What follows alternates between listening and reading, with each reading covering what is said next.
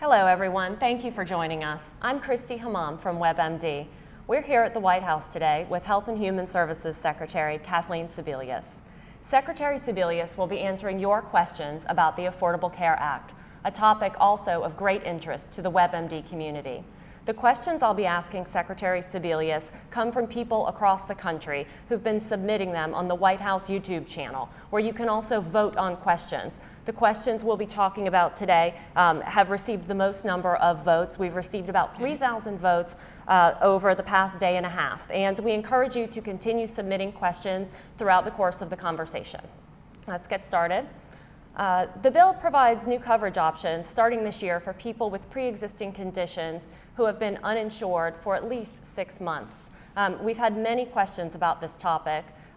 LS in Portland, Oregon asks, how do I apply for the pre-existing condition pool, and what am I supposed to do? What are my options for that 6 months of being rejected before I can get into that pool, and how expensive will that coverage be? Well, all good questions. First of all, Christy, I'm really glad that you're here and glad to have the opportunity to talk about the features of the Affordable Care Act, which really impact Americans across the country. This is a great opportunity. Every state will have a pre-existing condition pool set up and running by August. Some states are running their own pools. In other states, the Department of Health and Human Services is actually providing the national fallback pool. So the law says that individuals have to be uninsured for 6 months and have a pre-existing condition determination that has prevented them from having affordable health insurance. So a turn down letter or a quote that's just wildly impossible to meet, or what a lot of insurance plans do is say, we'll insure you, but we won't cover the condition that you need coverage for. The best place to start is really for the Oregon question is to call the insurance department in Oregon and get the information about the application and the website out of Oregon. The price is determined by the price in Oregon. So a standard rate in Oregon will set the price for the pool in Oregon. A standard rate in California will set the price for the pool in California. So the price is going to vary across the country. And frankly, we are anticipating that most of the people who are applying have already tried to get coverage and just haven't been able to either get affordable coverage or get a coverage at all during the 6 months. We don't anticipate that people will be dropping their coverage in order to get into the pool. Okay. And then many people, including Riley from Texas, ask, why 6 months? 6 months was seen by Congress, again, as the appropriate amount of time to make sure that coverage was not available, so they weren't just holding out for another option, or that people had been turned down, which is one of the criteria. We don't want people dropping their existing coverage and shifting plans. The whole idea was one more alternative available to people who really were locked out of the market. And again, I want to point out this is not seen as the option that is going to be available for a long term. This is kind of a bridge strategy. It's one more piece of the puzzle to get to 2014. In 2014, there will be new insurance markets for everyone, including everyone with a pre-existing condition. They'll be able to come into the exchanges and have affordable coverage. So this is just a temporary bridge to get people to that point. Okay. And then just one more related question. This is from Jules from the WebMD community posting on YouTube. And she says, I'm concerned about pre-existing conditions. I have several, and I have my trusted doctors. With the new healthcare reform, will I have to change doctors, or can I continue to see the ones who know me? Well, again, for Jules, it depends on what her options are between now and the time that we have these new exchanges in 2014. I think the pre-existing condition plan coverage that we're talking about should allow her to see her own doctor, should have a network of providers that have the kind of medical care that she's used to. The exchanges will certainly have a network that will allow you to see your own doctors. And a couple of other points about pre-existing conditions, one of the things that the law says is this year, all health insurance plans will have to insure children with pre-existing conditions. So in a family plan, their kids can no longer be locked out starting in September of this year. All the new policies that are issued have to involve children. That's not going to happen for all adults until 2014. So we've got kind of a phased-in strategy for pre-existing conditions. Okay, thank you. Violet Reynolds in Clarksburg, West Virginia wants to know why it will take until 2014 for some of the provisions to go into effect. Why so long? Well, Violet, that's a great question, and it kind of relates to the question Jules just asked. In order to set up new marketplaces everywhere in the country, a couple of things have to happen. I mean, first of all, you have to make sure that you have providers in the network. You can't really set up a plan, a health plan, unless you make sure you have enough OBGYNs to deliver babies. You've got mental health professionals, you've got specialty care, you've got primary care, and that really takes some period of time. We want every consumer to have at least two choices. So again, you're setting up kind of two new plans in most markets. Some may have 3 or 4 or 5. And the states will be running these exchanges, and they need some time to make sure we get it right. So we've got some bridge strategies, the pre-existing condition pool that will go into effect, some new rules about help for small business owners to get tax credits so they can begin to afford coverage, some stabilization of plans that are in place. But we know that for a lot of people, it isn't until you get to 2014 until you see a brand new marketplace. Right. We've had many questions from people who are concerned about insurance companies raising premiums. For instance, Carol in Colorado asks, what laws have you put into place to prevent health insurance companies from raising their rates because of having to insure all risks? Well, that's a great question. Again, companies are going to be phased into this just the way that individuals are. But a couple of new rate authorities exist right away. First of all, state insurance departments regulate the companies in that state. And we have asked all the insurance commissioners, and I used to be an insurance commissioner, so I know these folks pretty well, to look at their rate authority and to actually go to their legislatures to get broader authority, to make sure that they get to check the rates before they go into effect, check the numbers, look at the health trends, and a lot of states are doing that right now.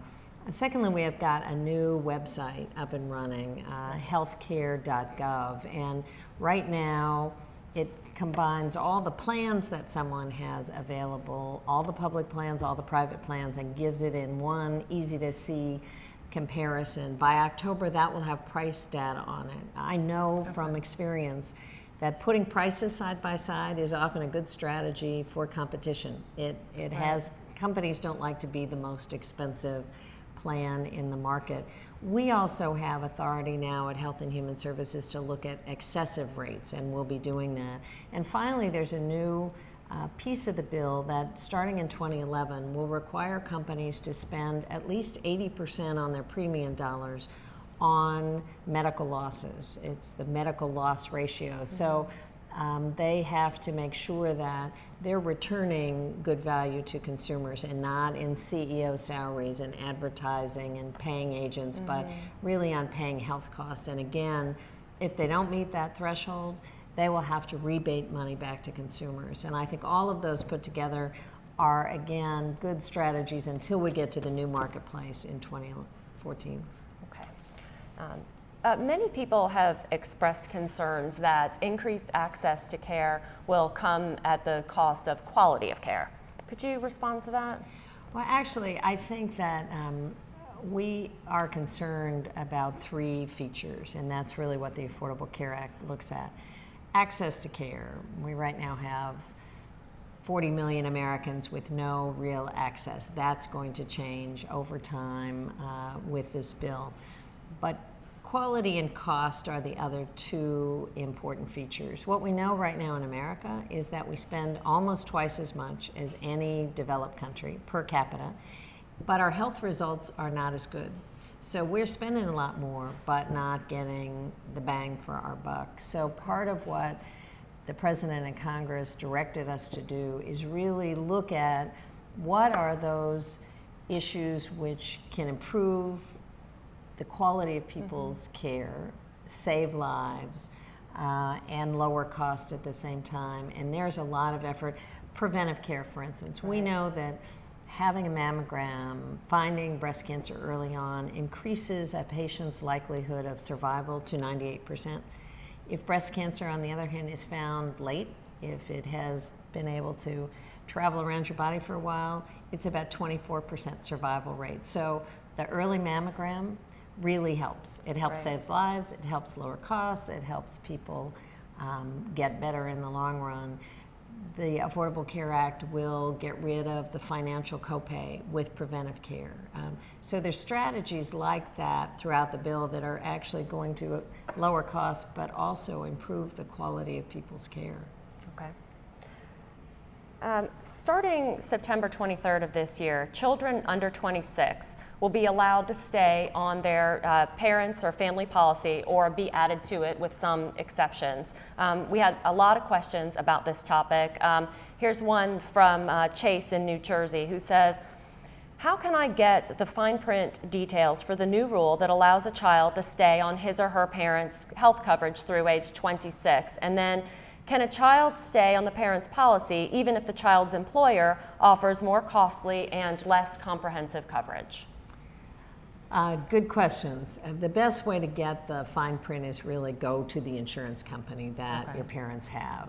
It's almost impossible to tell you policy by policy, but the new federal law basically says is that all plans will have to allow the opportunity for adult children to re-enroll after the 23rd of September, which is 6 months after the president signed the bill, so that that option will be available and could provide a cost-effective option. If your adult child has employer-based coverage, it is one of the only times that they are probably not going to be allowed to re-enroll because it's assumed that they have credible coverage, they have affordable coverage. If they aren't working, if they don't have coverage at all through their employer, if they're married, if any number of things don't provide barriers to come back into the plan. But if they have employer-based coverage, that may eliminate the possibility of re-enrolling on your parents' plan. Okay. Thank you. And then a follow-up question comes from Contenta in Galveston, Texas. She says, we are on a very limited income and can't afford health insurance. Our college-age daughter has serious health issues but was dropped from the Medicaid Kids program due to her age. What can she do since we don't have insurance? Well, I don't know how old the daughter is. It's possible that she could qualify for Medicaid on her own. Okay. Particularly given health conditions. That's one option that the parents could look at, not enrolling her as a child, but actually enrolling her as a single adult is possible depending on where that state is. And unfortunately, in the then intervening time, the daughter may also qualify for the pre-existing condition pool that will be set up in every state around the country, and that should be looked at. For the parents, I think the best strategy is going to be in 2014, there will be a new market, and there will be tax credits available for families to purchase affordable coverage. So there's some help from the government to come into those insurance markets that probably at that point could insure the whole family. But in the short term, the daughter may be able to enroll in Medicaid or may qualify for the pre-existing condition plan in that state. Okay, great, thank you. So on a different topic, this is a question from Citizen in Oregon who says, does anything in your plan act to control prescription costs? It's true that people need to be able to see a doctor, but sometimes if a prescription is very expensive, even if there is coverage, the price is still out of reach. Well, again, the federal law doesn't really deal with the specifics of what's called a formulary, how many drugs are there, whether you would substitute a generic drug for a brand name drug. But most health plans do, and those strategies will still be in place. What's been very successful in lots of places around the country is to actually encourage and sometimes even provide financial incentives for a patient and a provider to switch to a generic drug that may have exactly the same health benefits but be at a half or a third of the cost. That's often a part of the health plan, and we're going to certainly encourage that kind of cost savings. We also had a pretty significant negotiation with pharma, the big group who manages a lot of the drug manufacturers, in terms of cost savings over time. A lot of the cost savings will come into the Medicare program, so that seniors who currently hit the so-called donut hole, the gap in drug coverage, will start to see some real relief from that. This year they get a $250 rebate check. Starting next year there'll be a 50% discount on brand name drugs in the donut hole, and that will gradually, the donut hole will gradually be phased out over the course of the plan. Okay. And then this comes from Vicki in Montana. This will be our last question today. Vicki asks, will insurance companies be required to cover alternative medicine, such as chiropractic and acupuncture, as a form of preventative medicine? Well, I think, Vicki, it's likely that insurance plans will offer those alternatives. First of all, they're very popular with consumers, and a lot of them have a lot of very good health benefits. So right now, a lot of plans offer non-traditional providers, or providers of a variety of fields, and I think that's likely to continue in the future. Again, we're not taking over the private market. This is more the private plans becoming more competitive, becoming more inclusive, and operating finally under a new set of rules, which says they can't pick and choose any longer who gets coverage and who doesn't. Okay, thank you. Thank you, everyone, so much for your questions today, and thank you, Secretary Sebelius. Sure, it was great very to be informative. with you. Thank you. If you missed part of the conversation, you'll be able to see the video in about 24 hours on the whitehouse.gov website. We'll also be answering a few more of the questions that we didn't get to today. They'll also be available at whitehouse.gov, or you can go to webmd.com and search healthcare reform. Thank you.